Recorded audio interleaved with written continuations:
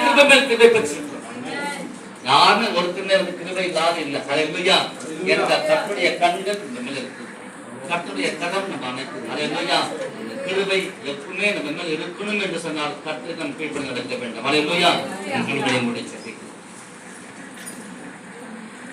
பரிசுத்தமிழ் நல்ல பிதாவே, வேளையில கூட கர்த்தாவே கொஞ்ச நேரம் சமூகத்தில் இருந்தாலும் கூட கிருபையானது எவ்வளவு மேன்மையானது. இந்த கிருபை எத்தனை பேருக்கு கிடைக்காத இருக்கிறார்கள். கர்த்தர் கண்களில் தயவு கிடைக்கட்டும்.